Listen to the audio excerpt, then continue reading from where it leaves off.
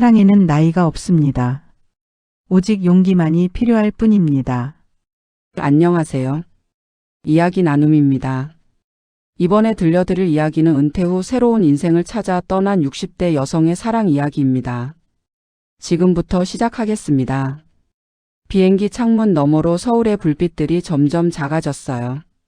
저는 작은 한숨을 내쉬며 눈을 감았습니다. 이게 정말 맞는 선택일까? 60년을 살아오면서 수없이 많은 결정을 내렸지만 이번만큼 불안하고 또 설레는 선택은 처음이었어요. 발리 2달 살기 프로그램. 딸아이 수진이는 결사 반대했죠. 엄마 60대 여자가 혼자 외국에서 2달씩이나 지낸다고요? 무슨 일 생기면 어떡하려고요? 무슨 일이 생기겠니? 요즘 시대에. 그래도요. 엄마 나이에 그냥 제주도나 강원도 펜션에서 쉬시면 안 돼요? 나이. 그 말이 제 가슴에 박혔어요. 60대면 안 되는 걸까요? 10년 전 남편 병수를 떠나보낸 후 저는 회사를 키우는 데만 매달렸어요. 슬픔을 잊기 위해서였죠. 그렇게 10년을 달려왔고 이제 은퇴했습니다. 돈은 있었어요. 건강도 괜찮았고요. 하지만 텅 빈 집에 혼자 앉아 있으면 이게 내가 원했던 삶인가 하는 생각이 들었어요. 수진이는 바쁘다는 핑계로 한 달에 한 번도 안 찾아왔어요. 손주들은 할머니를 낯설어 했고요. 나는 이제 아무에게도 필요 없는 사람이 됐구나. 그런 생각이 들던 어느 날 우연히 본 광고가 제 마음을 흔들었습니다. 발리에서 보내는 나만의 시간. 그래요, 마지막으로 나답게 살아보자. 누구의 엄마도 누구의 며느리도 아닌 그냥 하는 정으로요. 비행기가 흔들리며 구름 속으로 들어갔어요. 응우라라이 공항에 도착했을 때는 한낮이었어요. 후텁지근한 열기와 함께 낯선 향기가 코를 찔렀습니다. 프랑키파니 꽃향기라고 했던가요? 달콤하면서도 어딘가 그리운 냄새였어요. 프로그램 담당자가 마련해준 숙소는 우붓 지역의 작은 빌라였어요. 주변에 논밭이 펼쳐져 있고 야자수가 바람에 흔들렸습니다. 집은 아담했지만 테라스에서 바라보는 풍경은 그림 같았어요. 짐을 풀고 샤워를 한 뒤 저는 여독을 풀기 위해 일찍 잠이 들었어요. 그리고 다음날 아침 저는 근처 시장에 나가보기로 했어요. 현지 생활을 하려면 장을 볼 줄 알아야 했거든요. 구글 지도를 켜고 걸어가는데 골목이 생각보다 복잡했습니다. 이쪽이 맞나? 좁은 길을 따라 걷는데 갑자기 뒤에서 오토바이 경적 소리가 요란하게 울렸어요. 저는 깜짝 놀라 옆으로 비켰습니다. 그런데 그 오토바이가 속도를 줄이지 않고 바로 옆을 스쳐 지나가는 순간 제 가방을 낚아챘어요. 소리를 지를 틈도 없었어요. 오토바이는 순식간에 모퉁이를 돌아 사라졌습니다. 저는 멍하니 서 있었어요. 여권은 숙소에 두고 왔지만 지갑과 휴대폰이 전부 가방 안에 있었거든요. 다리에 힘이 풀렸어요. 낯선 나라, 말도 안 통하는 곳에서 지갑과 휴대폰을 잃다니. 눈앞이 캄캄했습니다. 괜찮으세요? 뒤에서 한국말이 들렸어요. 저는 황급히 돌아봤습니다. 키가 큰 남자가 걱정스러운 표정으로 보고 있었어요. 50대 후반쯤 돼 보였어요. 짧은 흰머리와 깊은 눈매, 그리고 어딘가 이국적인 느낌이 나는 얼굴이었습니다. 지금 가방을 빼앗기신 거죠? 네. 어떡하죠? 지갑이랑 휴대폰이 다 안에. 목이 메었어요. 그분은 잠시 생각하더니 말했어요. 일단 경찰서에 신고하셔야 해요. 제가 같이 가드릴게요. 여기 골목은 복잡해서 처음 오신 분은 찾기 어려우실 거예요. 감사합니다. 정말. 감사합니다. 그는 자신의 오토바이를 가리켰어요. 뒤에 타세요. 금방 갈 수 있어요. 저는 망설였어요. 처음 보는 남자의 오토바이를 타다니요. 하지만 다른 방법이 없었어요.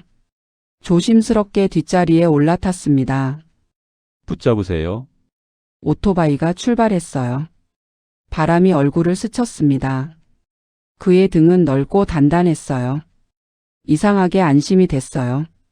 경찰서는 시장에서 멀지 않은 곳에 있었어요. 그는 제가 상황을 설명하는 동안 옆에서 통역을 도와줬습니다. 경찰은 신고를 받았지만 찾을 가능성은 희박하다고 했어요. 또한 소매치기들이 추적을 받을 수 있어서 카드는 사용하지 않을 것 같지만 위험할 수 있으니 사용을 정지하라고 했어요. 이런 일이 종종 있어요. 관광객들 노리는 소매치기들이죠. 밖으로 나오니 해가 기울고 있었어요. 저는 그분께 고개를 숙였습니다. 정말 감사합니다. 덕분에 당황하지 않고 처리할 수 있었어요. 별 말씀을요. 도울 수 있어서 다행이에요. 그가 미소를 지었어요. 처음으로 제대로 본 그의 얼굴이었습니다. 주름이 있었지만 부드러운 인상이었어요. 저는 한은정이라고 합니다. 데이비드 강입니다. 강도윤이기도 하고요. 한국 분이세요? 한국계 미국인이에요. 미국에서 태어났지만 부모님이 한국 분이셔서 한국말은 배웠죠. 발리에는 여행 오신 거예요. 일 때문에 왔다가 좀 쉬려고 여기 머물고 있어요. 우리는 잠시 침묵했어요. 저녁 해가 그의 얼굴을 비췄습니다. 저는 왠지 이 사람과 이야기를 더 나누고 싶었어요. 저기, 실례가 안 되면 저녁이라도 대접하고 싶은데요. 도와주신 보답으로요. 그는 잠시 망설이다가 고개를 끄덕였어요. 그럼 제가 아는 곳으로 가시죠. 한국 사람 입맛에 맞는 식당이에요. 그날 저녁 우리 둘은 발리 전통 음식을 파는 작은 식당에 앉았어요. 야외 테라스였는데 논밭이 내려다 보이고 멀리 야자수들이 실루엣처럼 보였습니다. 여기 나시고랭 맛있어요. 한국 볶음밥이랑 비슷해서 부담 없을 거예요. 도윤 씨가 메뉴를 설명해 줬어요. 음식이 나오고 우리는 자연스럽게 이야기를 나눴습니다. 발리는 처음이세요? 그가 물었어요. 네. 2달 살기 프로그램에 참여했어요. 혼자 지내보고 싶어서요. 용기 있으시네요. 용기라기보다는 도망이죠. 저는 쓴 웃음을 지었어요. 왜 처음 만난 사람에게 이런 이야기를 하는지 모르겠지만 말이 술술 나왔습니다. 남편을 10년 전에 잃었어요. 그 후로 일만 하다가 은퇴했는데 막상 혼자 있으니까 너무 외롭더라고요. 자식들은 바쁘고 친구들도 각자 바쁘고요. 그래서 이렇게 떠났어요. 마지막으로 나답게 살아보려고요. 도윤 씨는 조용히 듣고 있었어요. 그의 눈빛에 이해가 담겨 있었습니다. 저도 비슷해요. 그가 말했어요. 아내를 5년 전에 잃었어요. 암이었죠. 그 후로 일에만 매달렸어요. 은정 씨처럼요. 그런데 어느 날 문득 이렇게 사는 게 맞나 싶더라고요. 그래서 발리예요. 네. 프로젝트가 끝나고 휴가를 냈어요. 어디로 갈까 고민하다가 발리를 선택했죠. 여기는 시간이 천천히 흐르는 것 같아요. 우리는 서로의 눈을 보며 미소 지었어요. 같은 상처를 가진 사람들만이 나눌 수 있는 말 없는 공감이었습니다. 식사를 마치고 그는 저를 숙소까지 바래다 줬어요.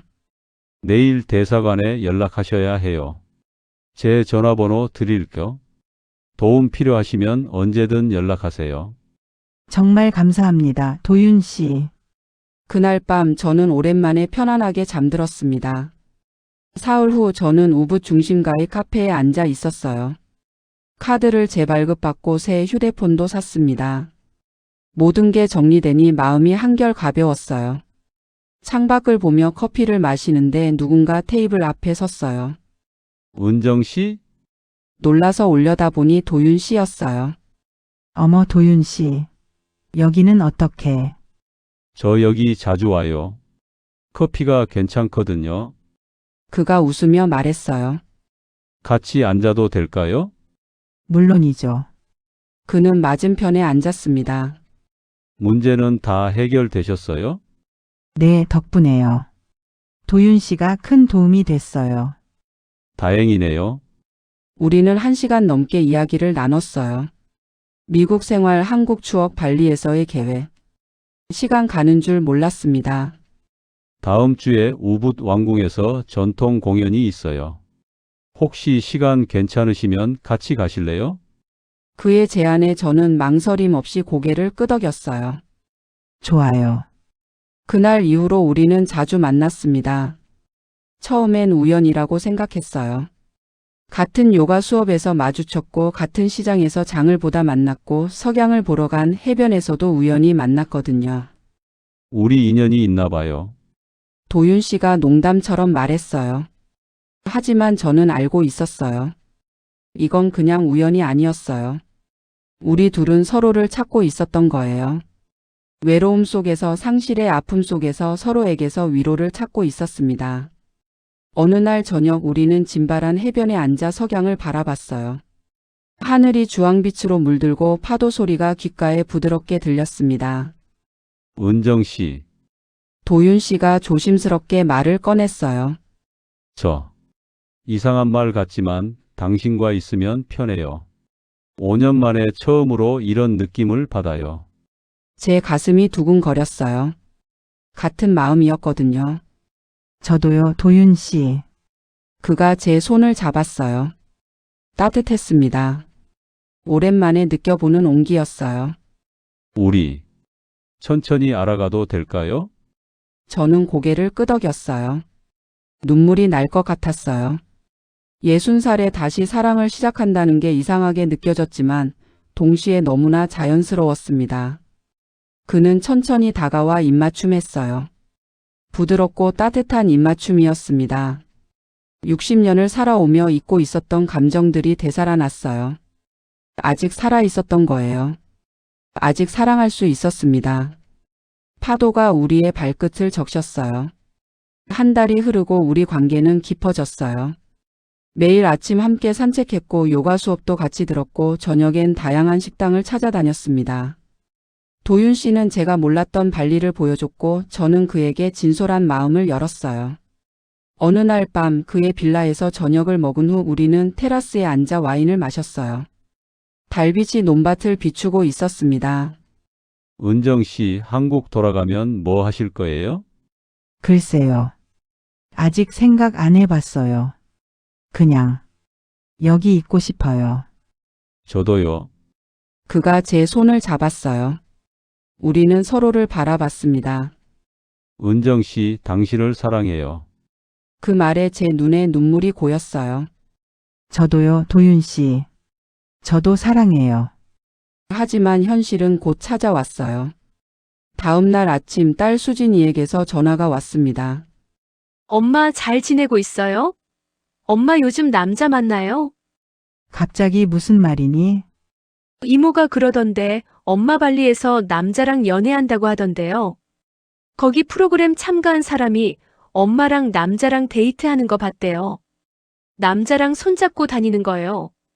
순간 머릿속이 하얘졌어요. 그게 엄마 이건 아니에요. 엄마 나이에 뭐 하시는 거예요? 그 남자가 누군지는 알아요?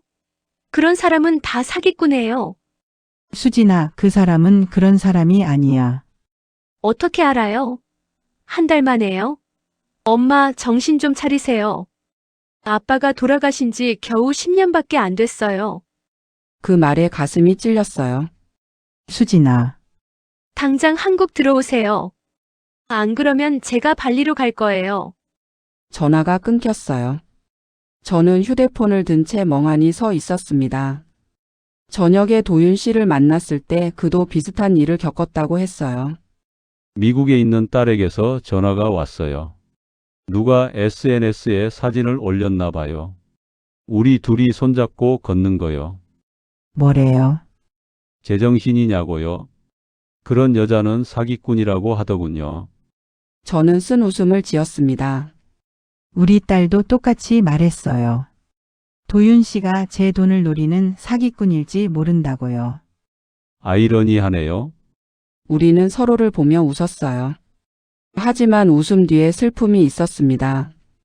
은정 씨, 우리 어떻게 해야 할까요? 모르겠어요. 솔직히 두려웠어요. 자식들과의 관계까지 망가뜨리면서 이 사랑을 지켜낼 자신이 없었습니다. 며칠 뒤 수진이가 정말로 발리로 왔어요. 공항에 딸을 데리러 갔을 때 수진이의 얼굴은 굳어 있었습니다. 엄마, 그 남자는요? 집에 가서 이야기하자. 싫어요. 지금 말해요. 어떤 사람이에요? 뭐 하는 사람이에요?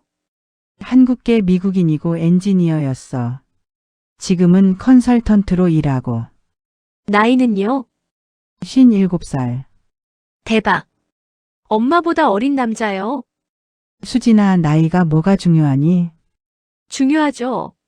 엄마 재산 생각해 봤어요? 결혼하면 다 나눠줘야 해요. 나는 결혼 생각 안 했어. 그럼 뭐예요? 그냥 연애만 하다가 헤어질 거예요?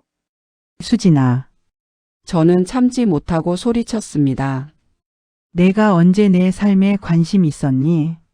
1년에 몇 번이나 나를 찾아왔어. 내가 얼마나 외로웠는지 알아?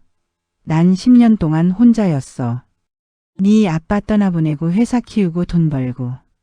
그런데 지금 와서 뭐가 중요하다고? 재산? 수진이 얼굴이 창백해졌어요. 엄마, 나도 사람이야. 나도 사랑하고 싶고 행복하고 싶어. 60대면 안 돼? 70살, 80살 돼도 난 사랑할 거야. 그게 내 권리. 하지만 엄마 그 사람을 어떻게 믿어요? 내가 엄마를 믿지 못하는구나. 침묵이 흘렀습니다. 그날 밤 저는 도윤 씨에게 전화했어요. 도윤 씨, 우리 잠시 거리를 두는 게 좋을 것 같아요. 은정 씨, 미안해요. 수진이가 너무 힘들어해요. 나도 혼란스러워요. 알겠어요. 은정 씨가 결정하세요. 난 기다릴게요. 전화를 끊고 눈물이 났습니다. 일주일 동안 도윤 씨를 만나지 않았어요. 수진이는 매일 설득했습니다. 엄마, 제발 정신 차려요. 그 남자 뭐가 좋아요? 넌 모를 거야. 뭘 몰라요? 혼자 산다는 게 얼마나 외로운지. 누군가와 손잡고 걷는 게 얼마나 행복한지. 엄마한테는 우리가 있잖아요. 수진아, 넌 내 인생의 전부가 아니야. 넌 내 인생을 살아야 해. 나도 내 인생을 살 거야. 수진이는 더 이상 말하지 않았습니다. 어느 날 아침 테라스에 앉아 있는데 도윤 씨에게서 메시지가 왔어요. 은정 씨, 혹시 오늘 시간 되면 병원으로 와주실 수 있을까요? 우붓중앙병원입니다. 심장이 덜컥 내려앉았어요. 저는 택시를 불러 병원으로 달려갔습니다. 응급실에서 도윤 씨를 찾았어요. 그는 병상에 누워 있었고 이마에 붕대를 감고 있었습니다. 도윤 씨, 무슨 일이에요? 오토바이 사고가 났어요. 괜찮아요. 큰 건 아니에요. 하지만 그의 얼굴은 창백했어요. 왜 저한테 연락한 거예요? 당신밖에 없어서요. 여기서 아는 사람이. 그 말에 가슴이 먹먹해졌어요. 저는 그의 손을 잡았습니다. 미안해요. 내가 거리를 두자고 해서. 아니에요.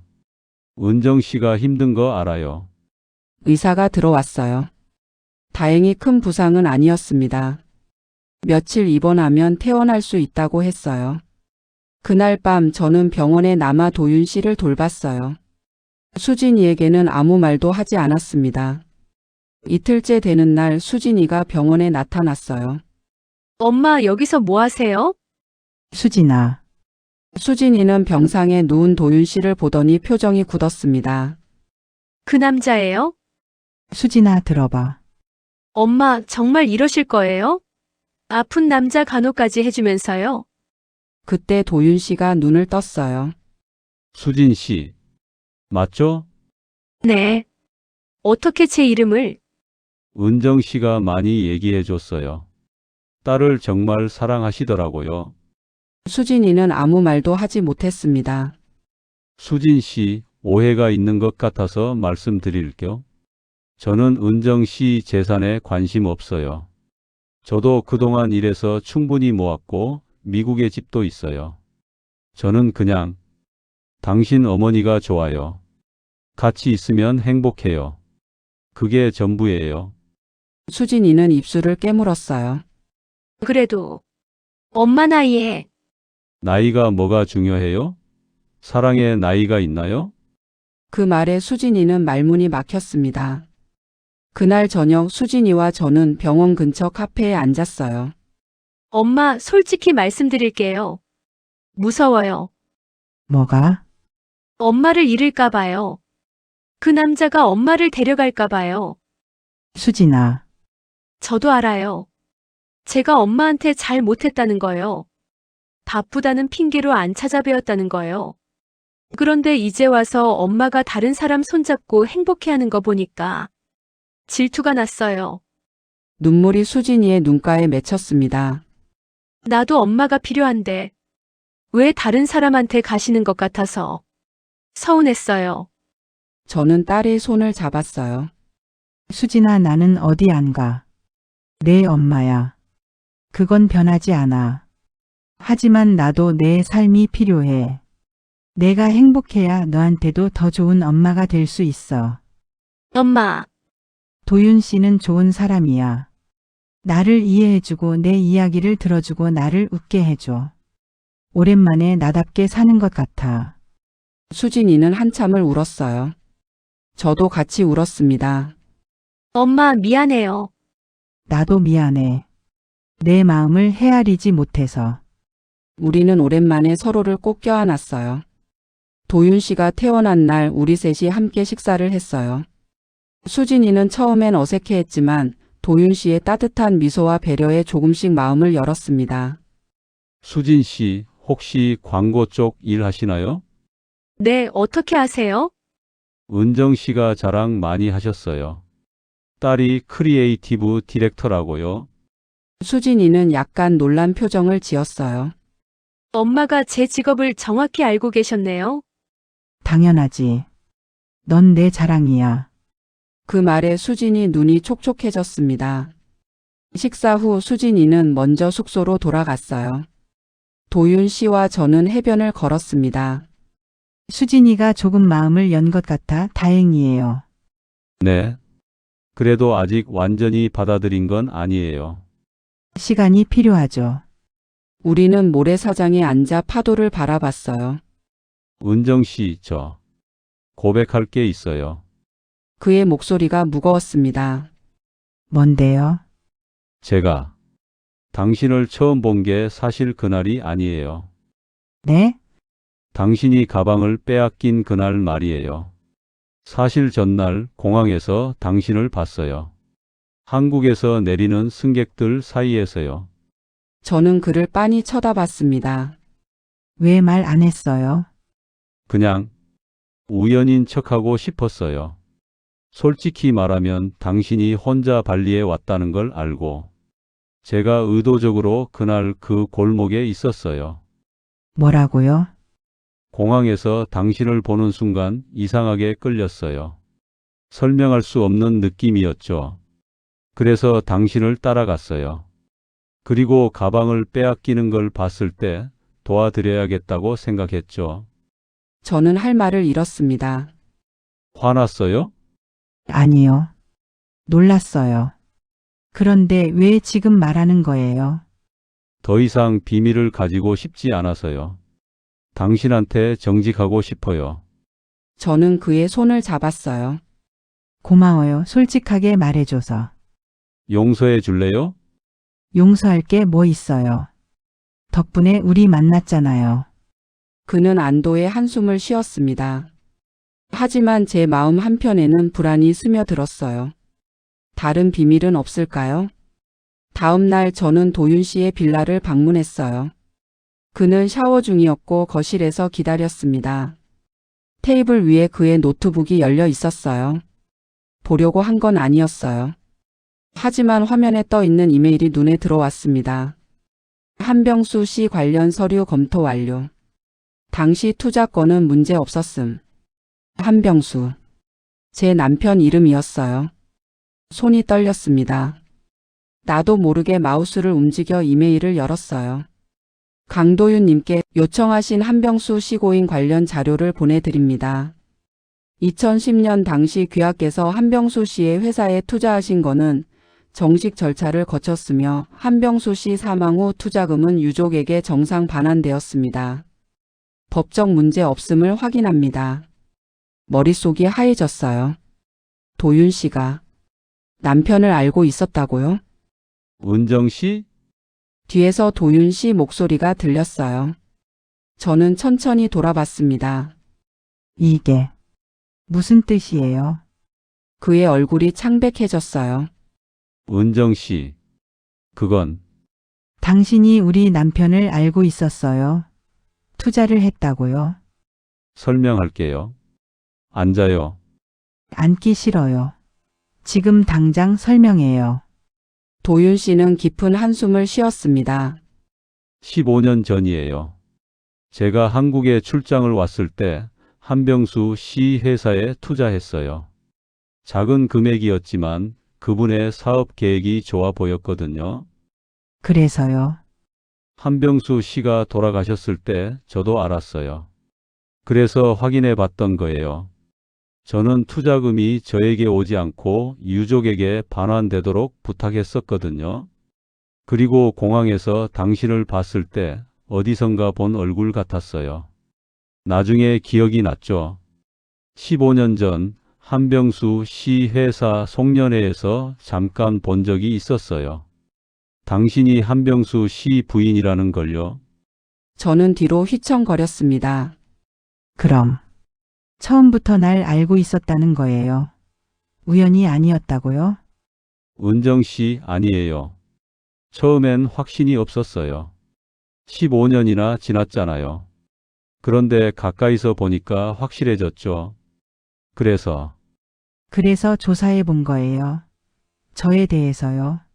제가 돈이 부족해서 당신 곁에 있는 것이라고 생각했어요. 아니에요. 절대 아니에요. 그럼 뭐예요? 왜 말 안 했어요? 왜 저한테 솔직하게 말 안 했어요? 말하고 싶었어요.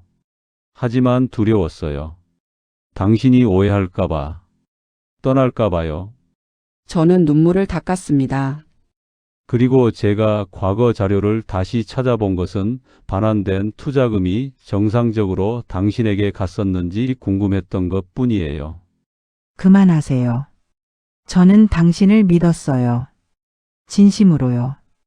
은정 씨, 이제 뭘 믿어야 할지 모르겠어요. 저는 밖으로 나갔어요. 도윤 씨가 뒤따라왔지만 돌아보지 않았습니다. 숙소로 돌아왔을 때 수진이가 기다리고 있었어요. 엄마, 무슨 일 있어요? 얼굴이 왜 그래요? 저는 소파에 주저앉았습니다. 모든 걸 수진이에게 털어놨어요. 그래서 그 남자가 아빠를 알고 있었다고요? 그래. 투자를 했었대.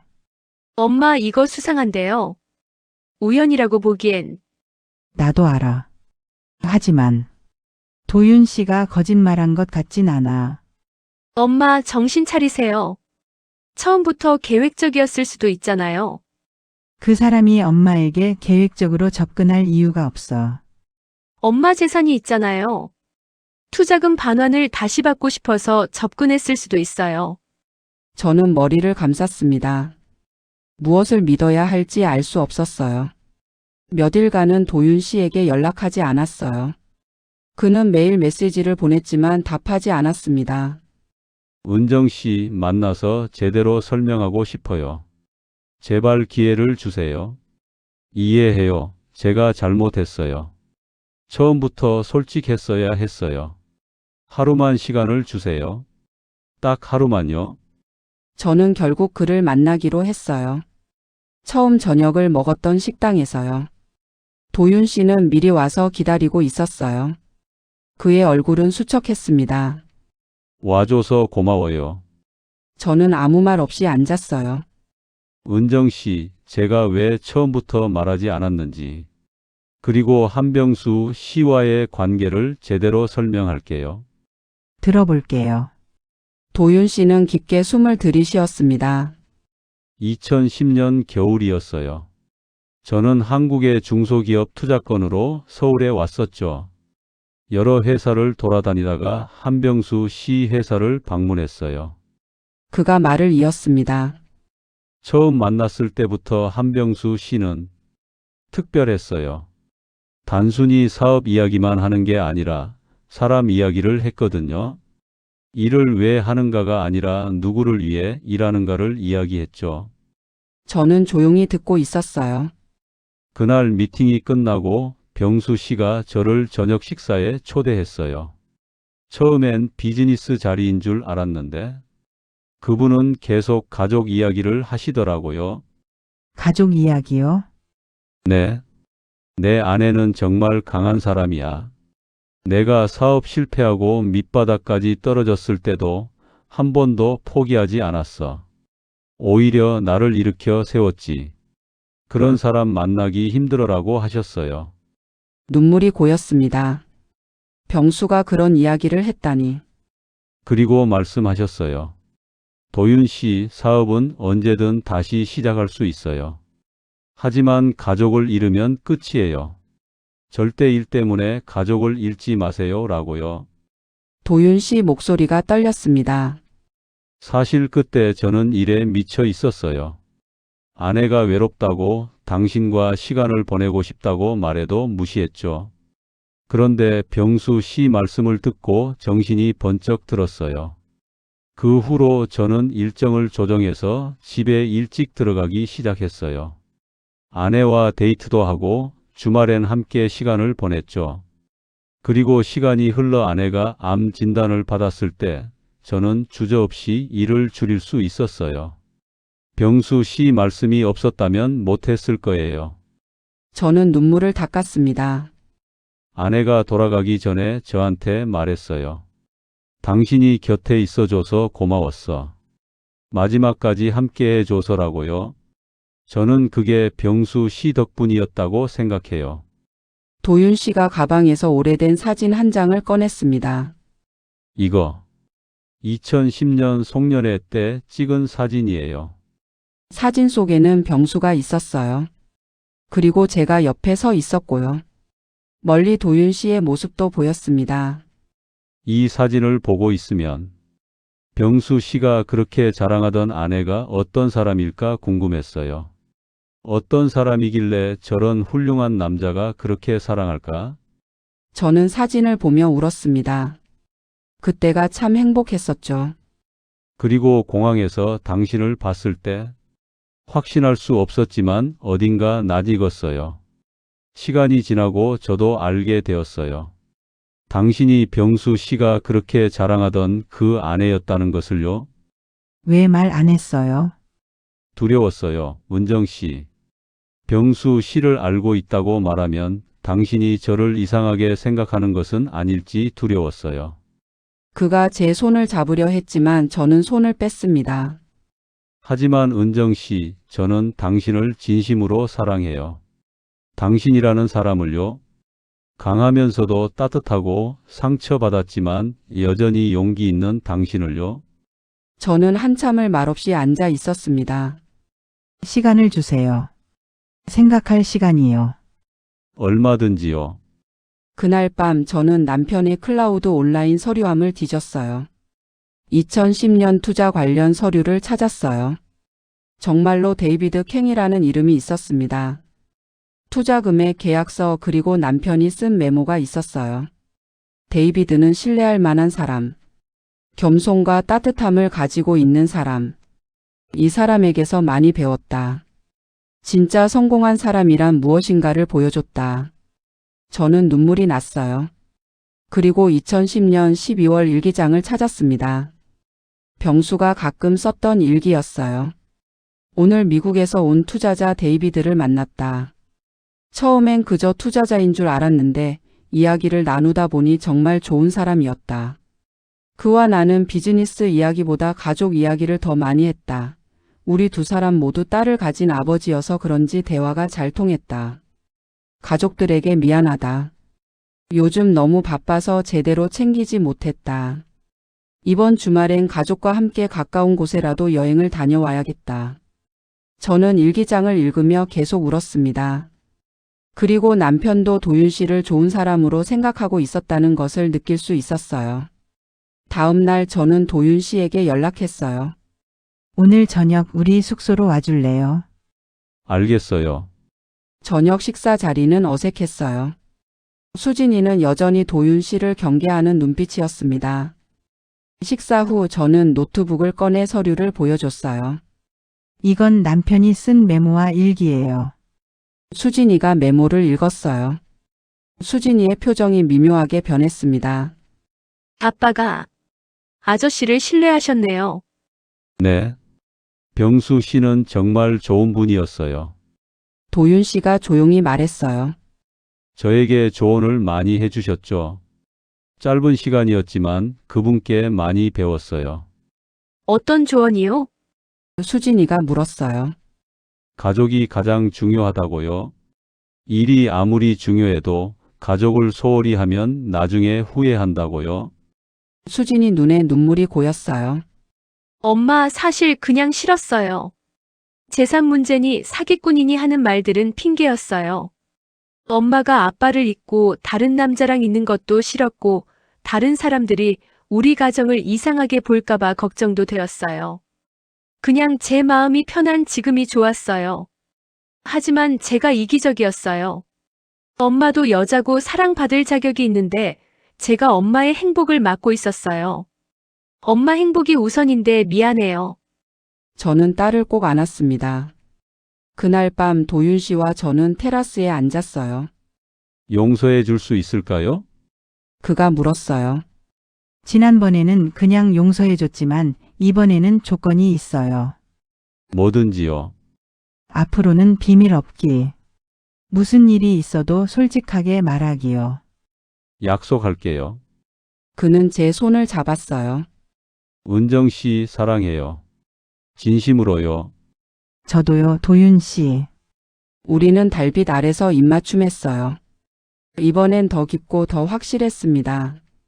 평화가 찾아온 줄 알았어요. 수진이도 도윤 씨를 받아들였고 다시 행복한 시간을 보냈습니다. 발리에서의 마지막 몇 일이 너무 빨리 흘러갔어요. 그런데 어느 날 도윤 씨에게 미국에서 급한 전화가 왔습니다. 은정 씨 미안해요. 미국으로 급히 가봐야 할 것 같아요. 무슨 일이에요? 딸아이가 사고가 났어요. 큰 건 아닌데 병원에 입원했대요. 그럼 당장 가야죠. 항공편을 알아볼게요. 오늘 밤에 출발할 수 있을 것 같아요. 저는 그를 공항까지 바래다 줬어요. 빨리 다녀와요. 연락할게요. 은정 씨 곧 다시 만나요. 약속해요. 그는 떠났어요. 저는 이상하게 불안했습니다. 저는 체류 기간이 남지 않아 딸과 한국으로 돌아왔어요. 그리고 저는 한국에 돌아와서도 도윤 씨와 연락을 주고받았어요. 하지만 도윤 씨에게서 연락이 점점 뜸해졌어요. 처음엔 딸 간호한다고 바빠서 그러려니 했어요. 하지만 점점 연락이 끊겼습니다. 메시지를 보내도 답이 없었어요. 전화를 해도 받지 않았고요. 무슨 일이 생긴 걸까? 그렇게 시간이 지났어요. 그러던 중 도윤 씨에게서 갑자기 이메일이 왔어요. 은정 씨 정말 미안해요. 말로 할 용기가 없어서 이렇게 글로 전합니다. 우리 관계를 계속할 수 없을 것 같아요. 딸이 제 재혼을 극심하게 반대하고 있고 저도 딸을 선택할 수밖에 없어요. 발리에서의 시간은 정말 행복했어요. 평생 잊지 못할 거예요. 부디 행복하세요. 마이너스 도윤. 화면을 보는 순간 심장이 멈추는 것 같았어요. 이게 뭐야? 이게 무슨... 손이 떨렸습니다. 전화를 걸었어요. 받지 않았어요. 또 걸었어요. 여전히 받지 않았습니다. 저는 수진이를 찾아갔어요. 엄마 무슨 일이에요? 저는 휴대폰을 수진이에게 건넸어요. 수진이가 이메일을 읽더니 얼굴이 굳었습니다. 이 나쁜 자식이. 수진아, 뭔가 잘못됐어. 도윤 씨는 그런 사람이 아니야. 엄마 정신 차려요. 이메일이 증거잖아요. 아니야. 뭔가 있어. 분명히. 저는 수진이의 도움으로 도윤 씨 딸에게 SNS로 메시지도 보내고 도윤 씨 미국 회사에 연락도 했어요. 하지만 도윤 씨 딸에게서는 답장이 없고 도윤 씨의 미국 회사에도서 휴가 중이라고만 했어요. 대체 무슨 일이 벌어진 거야? 벌써 2달이 지났어요. 저는 하루하루를 악몽처럼 보냈습니다. 도윤 씨 생각뿐이었어요. 왜 연락을 끊었을까? 정말로 날 버린 걸까? 수진이는 화가 나 있었어요. 엄마, 그 사람 잊어요. 그 사람은 휴양지에서 그냥 잠깐 즐기기 위한 거였던 거예요. 처음부터 이용한 거예요. 아니야. 엄마 증거가 있잖아요. 이메일도 보냈고 연락도 끊었고요. 저는 대답하지 않았어요. 하지만 마음 한편으로는 수진이 말이 맞을지도 모른다는 생각이 들었습니다. 어느 날 초인종이 울렸어요. 누구세요? 안녕하세요. 저는 에밀리 강입니다. 데이비드 강의 딸이에요. 한은정 씨 계실까요? 제 심장이 두근거렸습니다. 저는 문을 열었어요. 문 앞에 20대 후반쯤 돼 보이는 여자가 서 있었어요. 눈가가 붉고 지쳐 보였습니다. 저, 은정 씨시죠? 꼭 드릴 말씀이 있어서 왔어요. 들어가도 될까요? 네, 들어오세요. 우리는 거실에 앉았어요. 에밀리는 한참을 말을 못하고 손을 비비적거렸습니다. 에밀리 씨, 무슨 일이에요? 도윤 씨는 괜찮은 거죠? 에밀리가 고개를 들었어요. 그녀의 눈에 눈물이 가득했습니다. 아버지가 많이 아프세요. 뭐라고요? 은정 씨와 헤어진 후로 아버지가 너무 힘들어하세요. 밥도 안 드시고 잠도 안 주무시고요. 병원에 가봤는데 우울증이래요. 약을 먹어도 나아지질 않아요. 제 가슴이 찢어지는 것 같았어요. 그런데 왜 지금 와서? 제가 잘못했어요. 에밀리가 울먹이기 시작했어요. 제가 아버지를 협박했어요. 은정 씨와 헤어지지 않으면 다시는 안 보겠다고, 제 가족도 못 만나게 하겠다고요. 아버지는 어쩔 수 없이 저를 선택하셨어요. 에밀리 씨, 처음엔 제가 옳다고 생각했어요. 엄마가 돌아가신 지 얼마나 됐다고 벌써 다른 여자를 만나냐고요. 배신이라고 생각했어요. 그런데 아버지 건강이 악화될 줄은 몰랐어요. 에밀리는 눈물을 닦았습니다. 아버지가 너무 힘들어 하시는 거예요. 처음엔 괜찮은 척 하셨어요. 하지만 점점 말도 없어지시고 밤마다 은정 씨 이름을 부르면서 악몽을 꾸세요. 저는 아무 말도 할 수 없었어요. 저는 원래 다른 이유로 여기 왔어요. 다른 이유요? 아버지 대신 한국의 사업 투자건을 정리하려고 왔던 거예요. 그런데 한국을 떠나기 전에 은정 씨를 한번 만나 뵙고 싶었어요. 그리고 아버지는 제가 은정 씨를 만나는지 몰라요. 염치 없는 부탁이지만 저희를 좀 도와주세요. 아버지 치료에 도움을 주시기를 부탁드립니다. 의사가 그러는데 이대로 가면 정말 위험하대요. 우울증이 심해지면 다른 병도 올 수 있다고요. 그래서 은정 씨께 부탁하려고 왔어요. 아버지를 설득해달라고요. 살 이유를 찾도록 도와달라고요. 저도 압니다. 모순이죠. 제가 갈라놓고서 이제 와서 도와달라니요. 그런데 정말 다른 방법이 없었어요. 제 힘으론 아버지를 살릴 수 없어요. 에밀리는 가방에서 편지 한 통을 꺼냈습니다. 이건 아버지가 은정 씨께 쓰신 편지예요. 보내지 못한 편지요. 제가 우연히 아버지 서재에서 찾았어요. 왜 직접 주러 오셨어요? 직접 뵙고 싶었어요.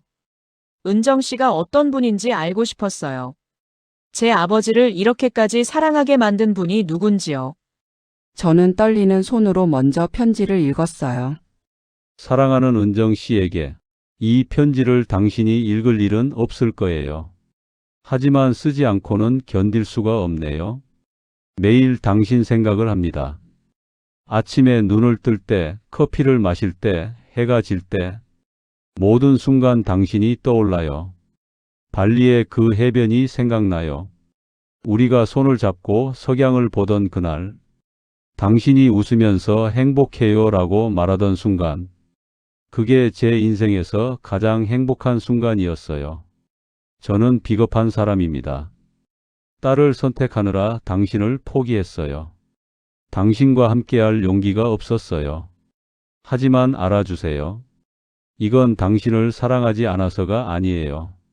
너무 사랑해서예요. 당신 때문에 제 딸이 불행해진다면 저는 그걸 견딜 수 없을 것 같았어요. 이기적이죠? 제 평화를 위해 당신에게 상처를 준 거니까요.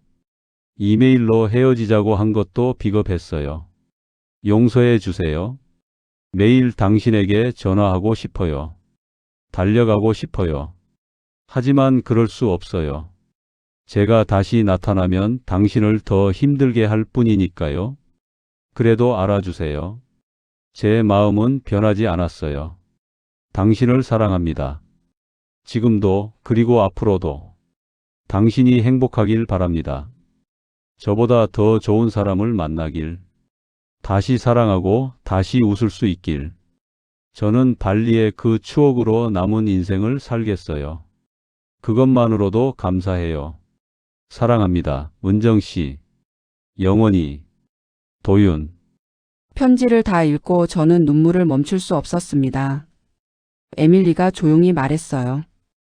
은정 씨, 솔직히 말씀드릴게요. 제가 두 분은 갈라놓은 거 맞습니다. 저는 아버지가 발리에서 은정 씨를 만났다고 했을 때 저는 화가 났어요. 엄마가 돌아가신 지 5년밖에 안 됐는데 벌써 다른 여자를 만난다니 배신당한 기분이었어요. 그래서 거짓말을 했습니다. 제가 사고가 났다고 빨리 LA에 돌아오라고 했어요. 물론 저는 사고 난 적이 없습니다. 아버지는 저의 거짓말에 LA로 돌아오셨죠. 아버지는 저의 거짓말을 알게 된 뒤 다시 발리로 가려고 하셨어요. 하지만 제가 협박했어요. 은정 씨와 헤어지지 않으면 아버지를 다시는 보지 않겠다고요. 부녀의 관계를 끊겠다고 했어요. 물론 제 아이들도 할아버지를 못 보게 하겠다고 했죠. 아버지는 어쩔 수 없이 저를 선택하셨어요. 저는 아직도 두려워요.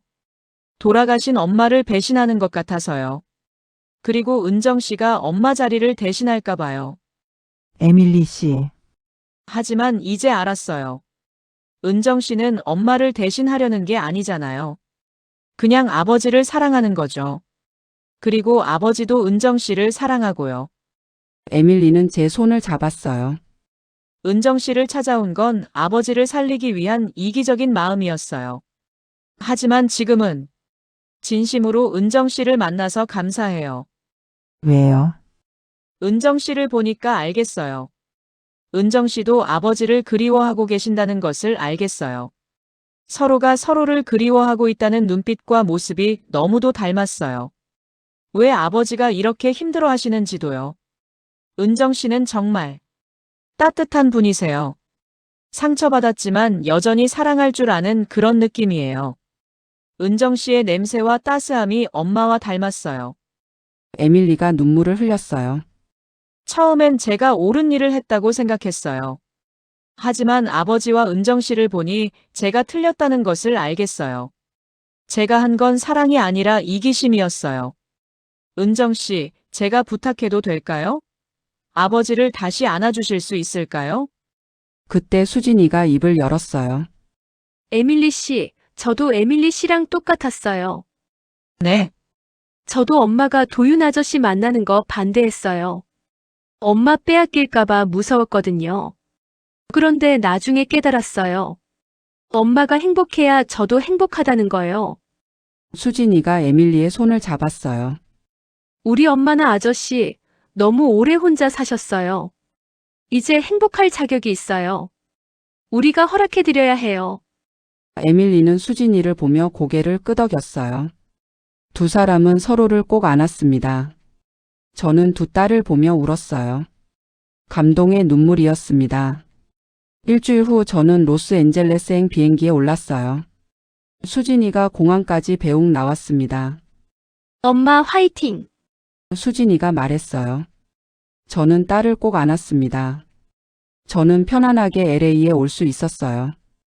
저보다 먼저 LA에 도착한 에밀리가 저의 비행기부터 호텔 그리고 차량까지 모두 준비해 주었어요. 저는 에밀리가 준비해준 차를 타고 도윤 씨의 집으로 갔어요. 그리고 에밀리와 저는 도윤 씨에게는 제가 온다는 걸 말하지 않기로 했어요. 서프라이즈로 하자고요. 초인종을 눌렀어요. 한참을 기다렸지만 아무 대답이 없었습니다. 다시 한번 눌렀어요. 누구세요?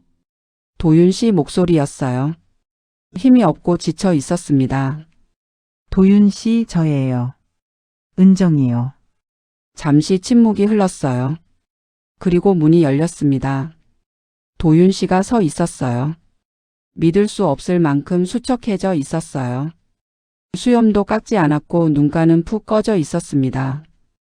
은정 씨예요? 그의 눈에 눈물이 고였어요. 어떻게? 에밀리가 저를 찾아왔어요. 한국까지요. 에밀리가? 네. 그리고 편지를 줬어요. 도윤 씨가 쓴 편지요. 도윤 씨는 그 자리에 주저앉았어요. 저도 그 앞에 무릎을 꿇었습니다. 도윤 씨, 저도 힘들었어요. 정말 힘들었어요. 매일 당신 생각만 했어요. 은정 씨. 미안해요. 정말. 미안해하지 마세요. 이제 괜찮아요. 에밀리도 이해했어요. 우리 수진이도요. 정말이에요? 네. 두 딸이 우리를 응원해요. 이제 우리 다시 시작할 수 있어요. 도윤 씨는 저를 꼭 안았어요. 그는 제 품에서 한참을 울었습니다. 저도 같이 울었어요. 은정 씨, 당신 없이는 못 살겠어요. 정말로요. 저도요, 도윤 씨. 저도 당신 없이는 안 돼요. 우리는 한참을 그렇게 안고 있었어요. 그날 저녁 에밀리가 집에 왔어요. 그녀는 아버지와 저를 보며 환하게 웃었습니다. 아빠, 얼굴이 벌써 밝아지셨어요. 에밀리. 고마워. 용기 내줘서. 제가 해야 할 일을 한 거예요. 우리 셋은 거실에 앉았어요. 에밀리가 먼저 입을 열었습니다. 은정 씨, 솔직히 말씀드릴게요. 아직도 가끔 엄마 생각이 나면 슬퍼요. 그리고 은정 씨를 볼 때마다 엄마가 아니라는 게 낯설어요. 에밀리 씨. 하지만 이제 알아요. 은정 씨는 엄마를 대신하는 게 아니라는 거요. 아버지의 새로운 사랑이죠. 그리고 그게 잘못된 건 아니잖아요. 에밀리는 잠시 말을 멈췄다가 다시 말했어요. 사실 한국에서 은정 씨를 만났을 때 제 마음이 조금 변했어요. 어떻게요? 은정 씨가 저를 대하는 방식이요. 저를 설득하려고 하지 않으셨어요. 그냥 제 이야기를 들어주셨죠. 제가 얼마나 무섭고 혼란스러운지 이해해 주셨어요. 에밀리 눈에 눈물이 고였어요. 그리고 말씀하셨잖아요. 나는 내 엄마를 대신하려는 게 아니야. 다만 내 아버지를 사랑할 뿐이야. 그리고 내가 힘들면 언제든 내게 기대도 되라고요. 저는 그때 했던 말이 기억났어요. 에밀리가 울면서 엄마 이야기를 할 때 저는 그냥 그녀를 안아줬었죠. 그때 느꼈어요. 아, 이분은 나를 적으로 생각하지 않는구나. 그리고 엄마처럼 따뜻하구나. 에밀리가 제 손을 잡았어요. 은정 씨, 저 한 가지만 부탁해도 될까요? 말해봐요. 엄마를 대신하려고는 하지 마세요. 하지만 아빠의 아내로는 인정할게요. 그리고 에밀리가 수줍게 웃었어요. 수진 씨 같은 여자 형제가 필요했거든요. 저는 에밀리를 꼭 안았어요. 고마워요, 에밀리. 용기 내줘서. 그리고 이해해줘서. 저야말로 감사해요. 아버지를 살려주셔서요. 도윤 씨가 우리 둘을 안았습니다. 우리는 한참을 그렇게 서로를 안고 있었어요. 그날 밤 에밀리가 돌아간 후 도윤 씨와 저는 베란다에 섰어요. 은정 씨, 우리. 이제 어떻게 할까요? 글쎄요. 저는 한국에 집이 있고 당신은 여기 있고요. 저. 한국으로 갈 수도 있어요. 일은 어디서든 할 수 있으니까요. 아니면 반반씩? 반반씩? 6개월은 한국, 6개월은 미국. 그리고 가끔은 발리. 도윤 씨가 웃었어요. 좋아요. 그렇게 해요. 그는 제 손을 잡았습니다. 은정 씨 결혼해 줄래요? 순간 숨이 멎었어요. 지금 프러포즈 하는 거예요. 네. 준비 안 된 프로포즈지만요. 당신 없이는 못 살겠어요. 평생 함께하고 싶어요. 저는 눈물을 흘리며 고개를 끄덕였어요. 네, 결혼해요. 우리는 키스했습니다. LA의 야경이 우리를 축복하듯 반짝였어요. 1년 후 우리는 발리를 찾았어요. 저는 테라스에 앉아 노트북으로 일기를 쓰고 있었어요. 도윤 씨는 부엌에서 아침 식사를 준비하고 있었습니다. 은정 커피 나왔어요. 고마워요. 우리는 결혼했어요. 작은 결혼식이었지만 수진이와 에밀리 그리고 가까운 친구들이 함께 해줬습니다. 지금은 약속대로 반반씩 살고 있어요. 한국에서 6개월, 미국에서 6개월. 그리고 1년에 한 번은 발리로 옵니다. 여기가 우리의 시작이었으니까요. 도윤 씨가 제 어깨에 키스했습니다. 사랑해요, 은정. 나도 사랑해요, 도윤. 창밖으로 논밭이 보였어요. 농부들이 일하고 있고 야자수가 바람에 흔들렸습니다. 프랑키파니 꽃향기가 바람을 타고 들어왔어요. 60살에 시작한 사랑. 누가 뭐래도 이건 제 인생에서 가장 아름다운 선택이었습니다. 에밀리와 수진이는 이제 친자매처럼 지냅니다. 그리고 에밀리와 수진이의 아이들은 저와 도윤 씨에게 할아버지 할머니라고 부릅니다. 에밀리는 저에게 가끔은 자기 고민도 털어놓고요. 저는 그녀의 이야기를 들어주고 조언도 해줍니다. 우리는 이제 한 가족입니다. 나이는 숫자일 뿐이에요. 사랑은 언제든 다시 시작할 수 있습니다. 그리고 저는 지금 정말로 행복합니다. 여러분께 제 이야기를 들려드렸어요. 어떠셨나요? 사실 처음엔 이 이야기를 하는 게 부끄러웠어요. 60대 여자가 발리에서 사랑에 빠졌다니 사람들이 뭐라고 할까 두려웠거든요. 하지만 이제는 당당하게 말할 수 있어요. 저는 다시 사랑했고 그 사랑으로 다시 살아났어요. 물론 쉽지 않았어요. 딸과의 갈등, 도윤 씨와의 오해, 그의 딸 에밀리의 반대, 두려움과 불안. 그 모든 걸 겪으면서 여러 번 포기하고 싶었어요. 하지만 포기하지 않았어요. 사랑할 권리를 포기하지 않았습니다. 특히 에밀리를 만났을 때 저는 깨달았어요. 그 아이도 저처럼 두려워하고 있었다는 걸요. 엄마를 잃은 상처, 아버지마저 잃을지 모른다는 불안. 저는 그 마음을 이해할 수 있었어요. 그래서 에밀리를 설득하려 하지 않았어요. 그냥 그 아이의 이야기를 들어줬죠. 그리고 안아줬어요. 엄마처럼요. 그게 에밀리의 마음을 열었어요. 제가 경쟁자가 아니라 또 다른 따뜻한 어른이라는 걸 알게 된 거죠. 여러분께 말씀드리고 싶어요. 나이는 정말 숫자일 뿐이에요. 60대든 70대든 80대든 사랑할 권리는 누구에게나 있습니다. 외롭다면 용기를 내세요. 상처가 아물지 않았다면 시간을 주세요. 하지만 준비가 됐다면 주저하지 마세요. 그리고 주변 사람들의 반대가 있다면 그들의 마음도 이해해 주세요. 그들도 두려워하는 거예요. 당신을 잃을까 봐요. 두 번째 사랑은 첫 번째 사랑을 배신하는 게 아니에요. 살아있음을 증명하는 거예요. 저는 여전히 전 남편 병수를 사랑해요. 그리고 지금의 남편 도윤도 사랑합니다.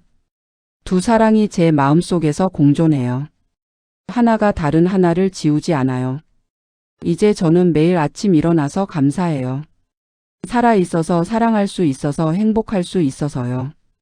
발리의 프랑키파니 꽃처럼 제 인생에도 다시 꽃이 피었어요. 여러분의 인생에도 아름다운 꽃이 피어나길 바랍니다. 용기를 내세요. 사랑은 끝나지 않았어요. 다만 잠시 숨어 있었을 뿐이에요. 우리가 용기를 낼 때까지요. 지금까지 이야기를 들어주셔서 감사합니다.